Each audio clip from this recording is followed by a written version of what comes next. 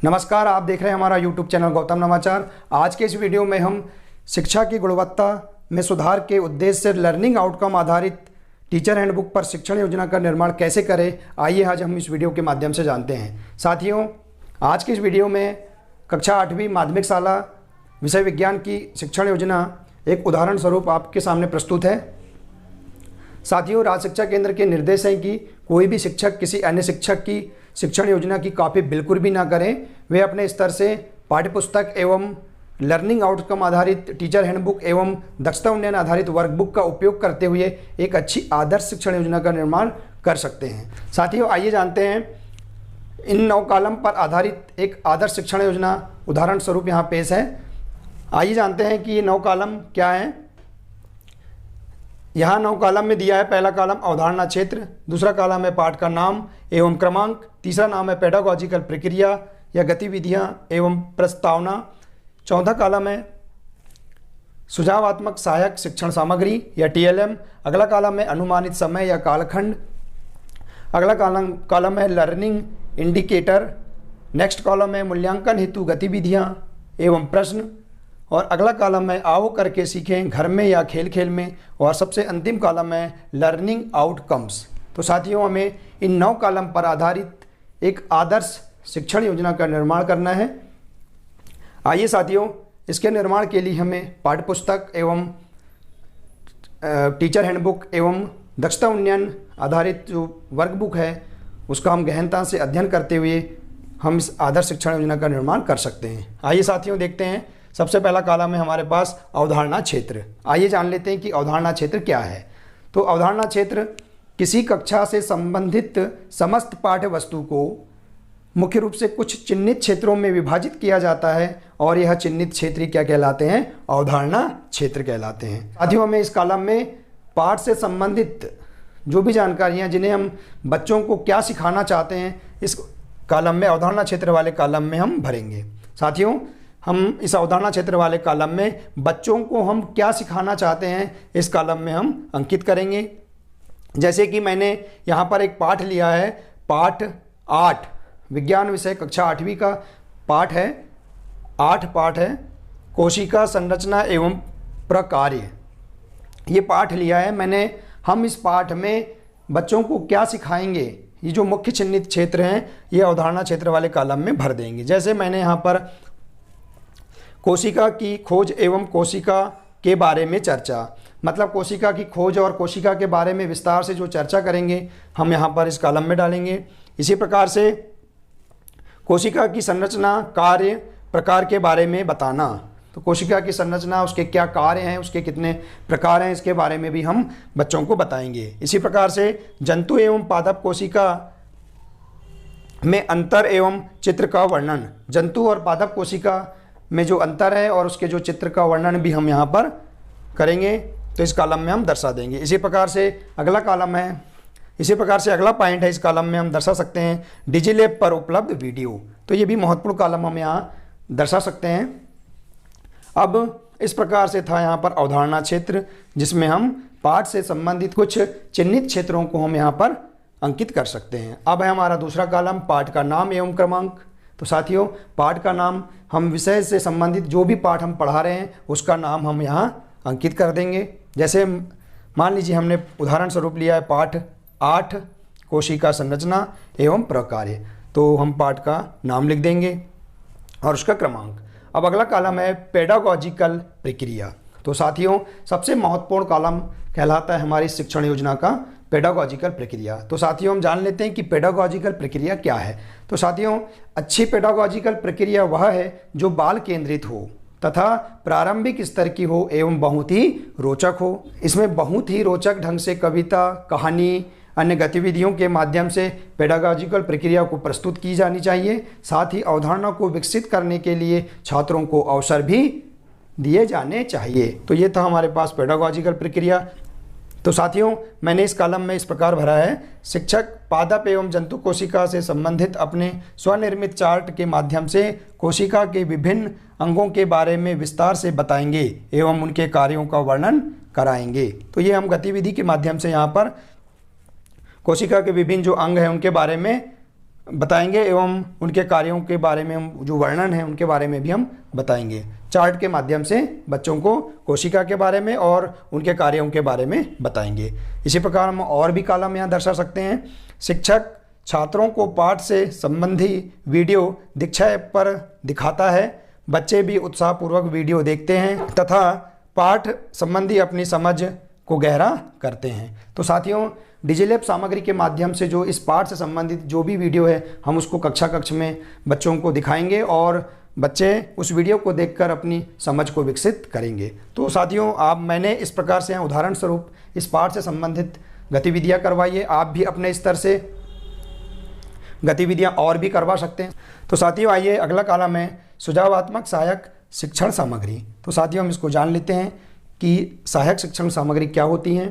तो साथियों, शिक्षक कक्ष में पाठ को पढ़ाने के लिए पाठ्यपुस्तक के अलावा अन्य और जो सामग्री का उपयोग करता है उसे हम क्या बोलते हैं, सहायक शिक्षण सामग्री कहते हैं। जैसे हम यहाँ पाठ्यपुस्तक के अलावा अन्य जो सामग्रियाँ हैं, जैसे जंतु व पादप कोशिका से संबंधित चार्ट है, चार्ट के माध्यम से हम बच्चों को क्या सिखा रहे हैं ये भी हम TLM का उपयोग कर सकते हैं। इसी प्रकार से यहाँ पर दीक्षा ऐप पर उपलब्ध सामग्री, जो दीक्षा ऐप डिजिलैब के माध्यम से जो सामग्रियाँ मिली हैं उसको भी हम TLM के रूप में यहाँ पर दर्शा सकते हैं। और भी साथियों अन्य पॉइंट यहाँ इस कॉलम में लिख सकते हैं। इसी प्रकार है अगला कॉलम है हमारा अनुमानित समय या कालखंड। तो साथियों, अनुमानित समय क्या है जान लेते हैं। साथियों, पाठ जो हमारे विषय का पाठ है उसको हम कितने दिनों में या कितने कालखंड में उस पाठ को हम पूरा कर लेंगे उस समय को हम यहाँ पर दर्शाएंगे इस कॉलम में। जैसे मैंने यहाँ पर पाठ जो 8 है कोशिका संरचना एवं प्रकार्य, इस पाठ को हम मान लीजिए हमने यहाँ पर 6 कालखंड लिख दिया। आप हो सकता है 8 कालखंड में पूरा करेंगे या 9 में कर सकते हैं या 10, जितने भी आप अपने स्तर के अनुसार इस कालखंड की संख्या यहाँ पर दर्शा सकते हैं। समय हम प्रति कालखंड के हिसाब से भी यहाँ 40 मिनट या 45 मिनट जो भी समय निर्धारित है हम उसको यहाँ पर दर्शा सकते हैं। इसी प्रकार से अगला कॉलम है साथियों लर्निंग इंडिकेटर। तो साथियों, लर्निंग इंडिकेटर क्या है जान लेते हैं। लर्निंग इंडिकेटर का मतलब होता है सीखने के संकेतक। साथियों, इसके अंतर्गत सत्र के दौरान छात्र ने क्या सीखा और किस क्षेत्र में उसको और अधिक सीखने की आवश्यकता है हम इस कॉलम में यहाँ पर दर्शाएंगे। जैसे कि मैंने दर्शाया है उदाहरण स्वरूप पादप एवं जंतु कोशिका के अंतर को जानना। बच्चे इस पाठ को समझाने के बाद पादप एवं जंतु कोशिका में जो अंतर है उसको जान लेते हैं या जानते हैं। इसके बाद अगला पॉइंट मैंने बताया यहाँ पादप एवं जंतु कोशिका के कार्यों को बता पाना एवं अंगों के बारे में जानना। तो पादप और जंतु कोशिका के जो कार्य हैं उनको बता पाना, पादप एवं जंतु कोशिका के कार्यों को बता पाना एवं अंगों के बारे में जानना। तो इस प्रकार के पॉइंट भी हम यहाँ लिख सकते हैं। आप अपने स्तर से और भी पॉइंट लिख सकते हैं। अगला कॉलम है साथियों मूल्यांकन हेतु गतिविधियाँ एवं प्रश्न। तो साथियों, हम जान लेते हैं कि मूल्यांकन हेतु गतिविधियाँ एवं प्रश्न क्या है। इस कॉलम को हम थोड़ा समझ लेते हैं। साथियों, पाठ्यपुस्तकीय ज्ञान को याद करने की क्षमताओं का परीक्षण किया जाता है इस कॉलम में, और साथ ही विद्यार्थियों की सोचने की प्रक्रिया कैसी है यह भी पता लगाया जाता है, और विद्यार्थी ने क्या सीखा है यह भी पता लगाया जाता है। और इसमें ऐसे प्रश्नों को शामिल करना चाहिए जिसका कोई एक उत्तर नहीं होता और जो बच्चे के सामने चुनौती को पेश करते हैं। तो ये था मूल्यांकन हेतु गतिविधियाँ एवं प्रश्न। तो साथियों, हम इस कॉलम में इस प्रकार यहाँ दर्शा सकते हैं। जैसे इस पाठ से संबंधित जैसे मैंने यहाँ दर्शाया उदाहरण स्वरूप शिक्षक बच्चों से बातचीत करते हुए कुछ प्रश्न पूछते हैं, जैसे शरीर की रचनात्मक एवं कार्यात्मक इकाई क्या है। इस प्रकार के यहाँ प्रश्नों को शिक्षक बच्चों से पूछेंगे कि शरीर की कार्यात्मक एवं रचनात्मक इकाई क्या होती है। इसी प्रकार से जंतु कोशिका का चित्र अपनी कॉपी में बनाइए। इसी प्रकार से अगला पॉइंट किसी एक कोशिकी जीव का नाम बताइए।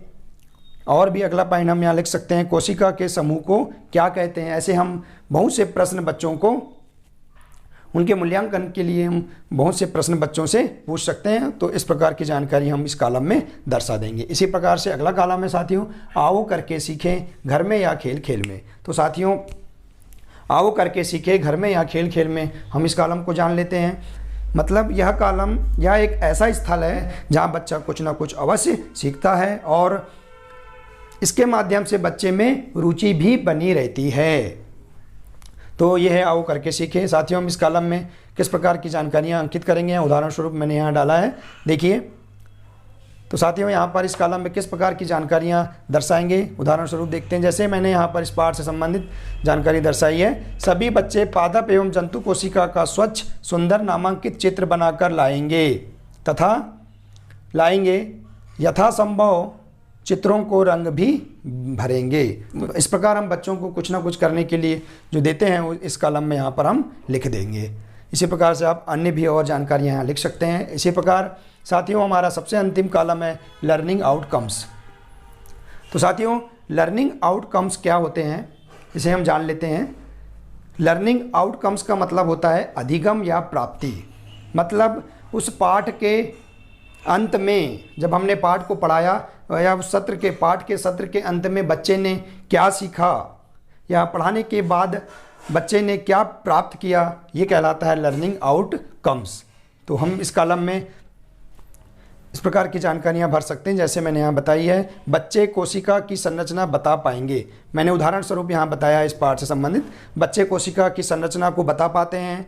और भी अन्य जानकारियाँ, बच्चे जंतु एवं पादप कोशिका में अंतर बता पाएंगे, ये भी जानकारी हम लिख सकते हैं यहाँ। इसी प्रकार से जंतु एवं पादप कोशिका के कार्य एवं संरचना बता पाएंगे। इस प्रकार की जानकारियाँ हम इस लर्निंग आउटकम वाले कॉलम में दर्शा सकते हैं। तो साथियों, इस प्रकार से मैंने एक उदाहरण स्वरूप कक्षा 8वीं विषय विज्ञान की 9 कॉलम युक्त शिक्षण योजना उदाहरण स्वरूप यहाँ प्रस्तुत की है। साथियों, आप अपने स्तर से पाठ्यपुस्तक एवं लर्निंग आउटकम आधारित टीचर हैंडबुक एवं दक्षता उन्नयन वर्कबुक का सहारा लेते हुए आप एक अच्छी आदर्श शिक्षण योजना का निर्माण कर सकते हैं। तो साथियों, आपको ये वीडियो अच्छा लगा हो तो मैं निवेदन करना चाहूँगा साथियों, जिन्होंने मेरे इस चैनल को सब्सक्राइब नहीं किया है वे चैनल को सब्सक्राइब अवश्य कर लें। तो साथियों, इस प्रकार से 9 कॉलम युक्त एक अच्छी आदर्श शिक्षण योजना का निर्माण कर सकते हैं। साथियों, इसी प्रकार मैंने यहाँ पर पाठ उदाहरण स्वरूप मैंने यहाँ पाठ 8 बताया है। इसी प्रकार से आप पाठ 1, पाठ 2, पाठ 3, पाठ 4 मतलब उस विषय जो कक्षा 8 का विज्ञान का विषय है, इसी प्रकार से अलग अलग विषय के आधार पर आप पाठ 1 से लेकर उसके जो समस्त पाठ हैं उसको एक एक करके आप इस प्रकार की शिक्षण योजना तैयार कर सकते हैं साथियों। तो साथियों, इसी प्रकार की अन्य विषय की शिक्षण योजनाएं भी मैं अपने इस चैनल के माध्यम से डालते रहूँगा। तो साथियों, इसी प्रकार के अन्य विषय की शिक्षण योजना प्राप्त करने के लिए आप मेरे इस चैनल को सब्सक्राइब अवश्य कर लें, ताकि आपको इससे संबंधित अन्य विषय के जो वीडियो हैं वो सबसे पहले आपको प्राप्त हो सके। धन्यवाद।